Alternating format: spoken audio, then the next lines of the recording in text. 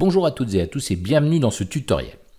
Alors, on a vu précédemment comment utiliser Putty pour se connecter en SSH de façon distante à notre serveur. Donc, on ne va pas s'en priver ici dans cette vidéo, on va l'utiliser. Alors, je ne reviens plus là-dessus, pour ceux qui ont des problèmes avec ça, allez voir la vidéo précédente. Alors, dans cette vidéo, on va s'atteler à installer un serveur FTP sur notre serveur Ubuntu. Et FTP, pour ceux qui ne le savent pas, c'est l'acronyme de File Transfer Protocol. Donc, ça va permettre tout simplement de faire du transfert de fichiers de façon distante. Donc, on va mettre ça en place. Vous allez voir que ça ne va pas être bien compliqué, mais il y a quand même pas mal d'étapes. Donc, on va utiliser ici un serveur FTP qui est assez populaire sur Ubuntu, qui est VSFTPD. Et on va tout de suite se connecter. Donc, je vais me connecter ici à ma machine. Donc, 599. Je valide, j'ouvre la session. Vous pouvez observer ici ma fenêtre de login qui correspond à celle que vous voyez aussi au niveau du serveur Ubuntu. Je vais ouvrir en grand cette fenêtre. Et maintenant, je vais tout simplement me loguer. Donc, je mets mon nom d'utilisateur, qui est Jean-Philippe. Et évidemment, j'y mets le mot de passe.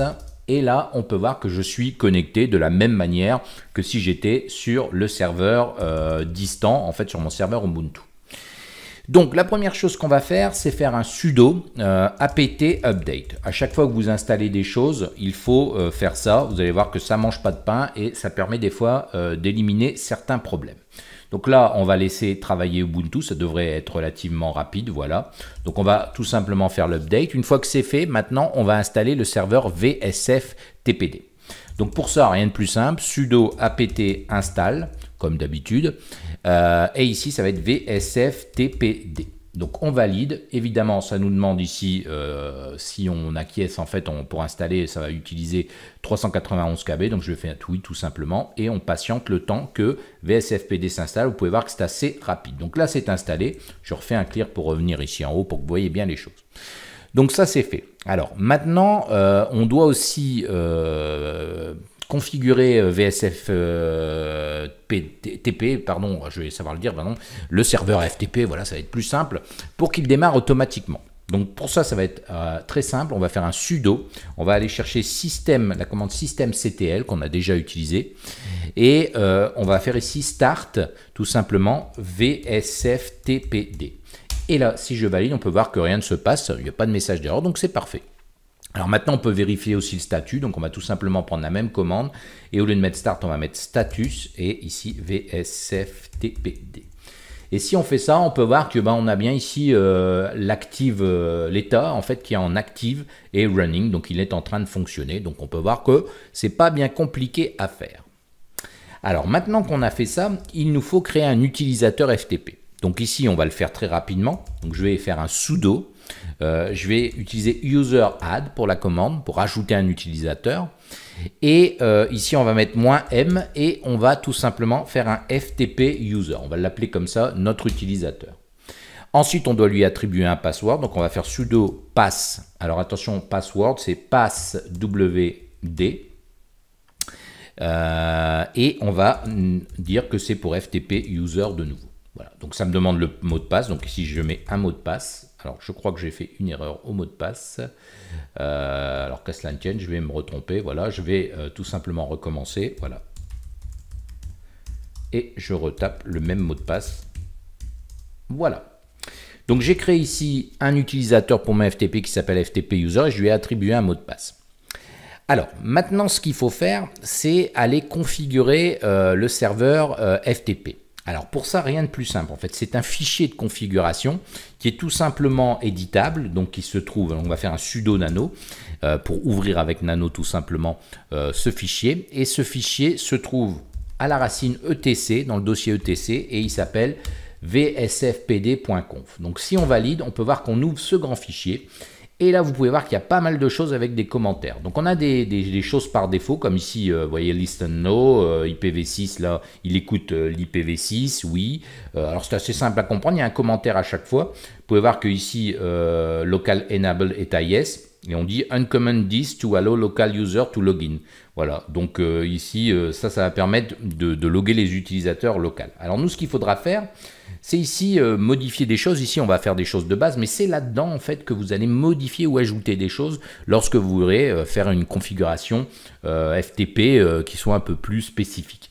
Donc ici, on peut voir qu'on me dit de décommenter en fait pour que les utilisateurs FTP puissent écrire sur FTP, parce que ça, on en a besoin. Donc on va tout simplement ici enlever le dièse qui permet de décommenter. On peut voir qu'on a write enabled égale yes. Donc à partir de là, on pourrait se dire c'est tout ce qu'on doit faire, effectivement. Alors d'ailleurs, c'est ce qu'on va faire. Je vais ici maintenant enregistrer mon fichier, donc CTRL-O, je l'enregistre et je fais un CTRL-X pour quitter. Alors pour preuve, je vais vous montrer que ça fonctionne. Je vais utiliser ici le FTP en ligne de commande, le client FTP en ligne de commande. Donc je vais faire FTP et je vais me connecter sur localhost. Voilà. Ça me demande le nom d'utilisateur, on l'a créé ensemble, user FTP. Ça me demande le mot de passe, je renseigne le mot de passe. Et là, on peut voir normalement que je devrais, à moins que j'ai fait une erreur, voilà, je suis bien en login incorrect, pardon. Donc j'ai fait une erreur, c'est FTP user, c'est l'inverse, pardon, excusez-moi. Donc on va faire un quitte ici, on va recommencer, FTP localhost, donc là c'est je me connecte à moi-même tout simplement. Donc ici c'est que je ne me trompe pas, c'est FTP user, et ici le mot de passe qui va bien, voilà. Et je suis bien en login successful. Donc vous pouvez voir remote system type in Unix using binary mode. Bon voilà. Alors maintenant, il y a des commandes spécifiques. Par exemple ici, si je fais un dir, on peut voir que je suis entré en passif mode, voilà.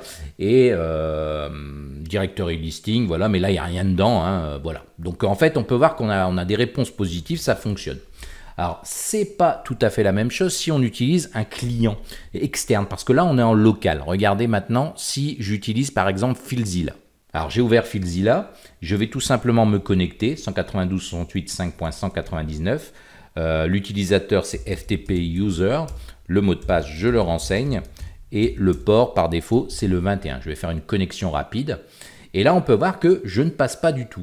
Regardez, je reste bien bloqué en fait et j'y arrive pas à me connecter. Pourquoi? Rappelez-vous, on a tout simplement notre pare-feu qui fonctionne. Donc ici, regardez, si ici je fais un sudo ufw status, on peut voir, pardon, ufw pas x, on peut voir que j'ai bien ici, dans la vidéo précédente, activé le pare-feu et j'ai autorisé que le port 22.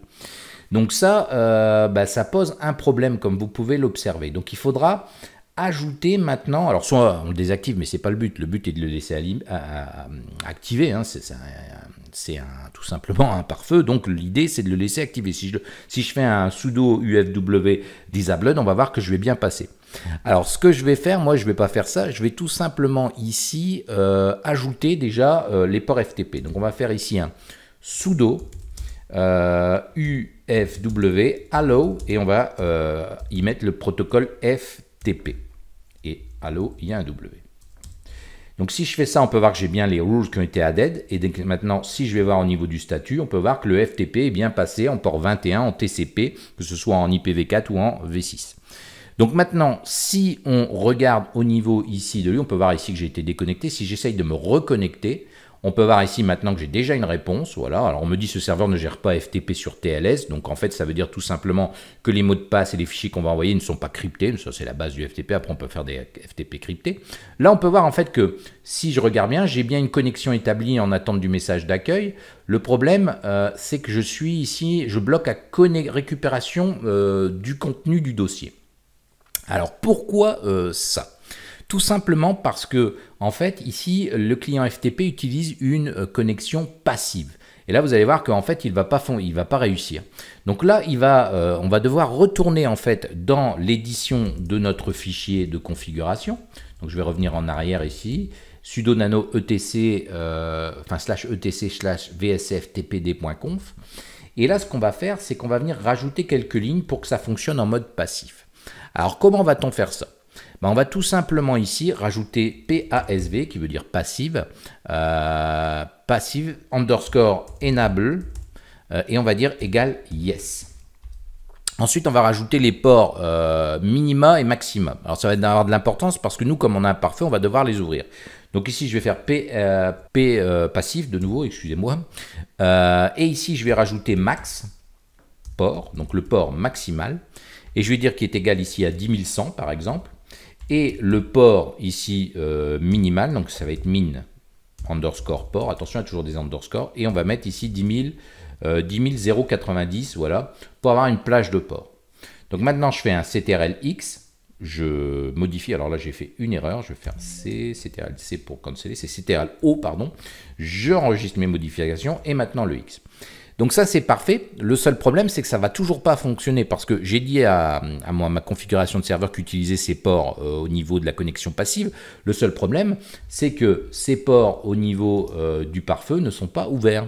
Donc on va devoir les ouvrir aussi. Donc pour ça rien de plus simple, on va faire un sudo ufw hello et ici on va autoriser donc from depuis any pardon, tout jusqu'à où, ben tout any en fait, voilà, et on va utiliser le protocole, donc on va mettre proto TCP et ici port, et là on va faire un espace et on va mettre notre plage de port, donc ça va être 10.090 qu'on vient de renseigner jusqu'à 10.100, donc c'est les mêmes ports que j'ai ouverts.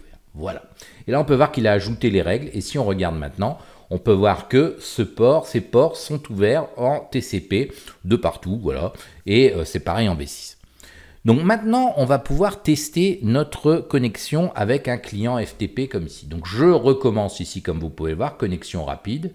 J'interromps la connexion précédente. Et là, je reste bloqué au niveau encore du récupératoire du contenu du dossier. Alors, on va essayer de comprendre pourquoi. Alors, c'est tout simplement dû au fait que ici, je n'ai pas redémarré mon serveur. En fait, pour que la configuration soit prise en charge, je vais devoir redémarrer mon serveur. Et donc, pour ça, je vais faire un sudo systemctl et je vais faire un restart de quoi? De vsftpd. Voilà, on peut voir que là, il est redémarré. Donc maintenant, il me reste à retester ça dans FileZilla.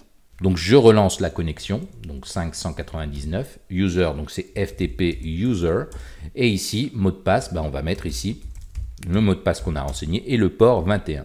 On se connecte, même message, je fais OK, et là on peut voir que je suis bien ici, récupération de contenu du dossier, homme, FTP user affiché avec succès. Donc j'ai ici le contenu distant de mon FTP et je peux par exemple prendre ce fichier qui est un simple fichier de texte et le transférer. Je peux aussi prendre cette image et la transférer. Je pourrais aussi supprimer un fichier. Voilà, on peut voir que je n'ai pas d'erreur et voilà, ainsi de suite. Donc vous avez appris à créer ici un serveur FTP sur Ubuntu Server. Donc vous pouvez voir que c'est pas bien compliqué, c'est de la logique. Alors il y a pas mal de commandes quand même à renseigner, mais on peut voir qu'une fois qu'on a compris les choses, c'est pas si compliqué que ça. Alors ce qui serait intéressant avant de terminer cette vidéo, c'est d'aller voir maintenant si ces fichiers sont bien localement sur le serveur. Donc pour ça, rien de plus simple. En fait, on va faire un CD anti-slash pour revenir à la racine. Si on fait un ls, on peut voir qu'on a le dossier home qui est bien là, donc CD home. Si on fait un ls, on peut voir qu'on a le dossier de mon utilisateur qui est Jean-Philippe et FTP user. Donc par contre, si maintenant on fait un CD FTP user, on peut voir qu'on a une permission de denied. Donc c'est normal parce que c'est pas notre dossier utilisateur ici. Moi, je peux rentrer dans Jean-Philippe, mais je peux pas rentrer dans FTP user. Donc pour ça, rien de plus simple, on va tout simplement se connecter en tant qu'FTP user. Donc on va faire un SU et on va mettre ici FTP user.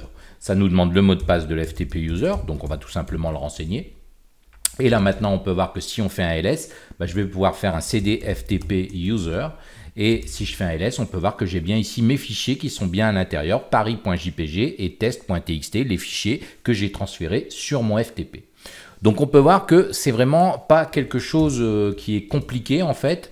Et ici, vous avez appris à installer un serveur FTP. Alors j'espère que cette vidéo vous aura plu. N'hésitez pas à mettre un gros pouce bleu, à vous abonner à la chaîne si ce n'est pas déjà fait, à mettre une petite alerte, comme ça vous serez prévenu des nouvelles vidéos. Et je vous dis à bientôt pour un prochain tuto.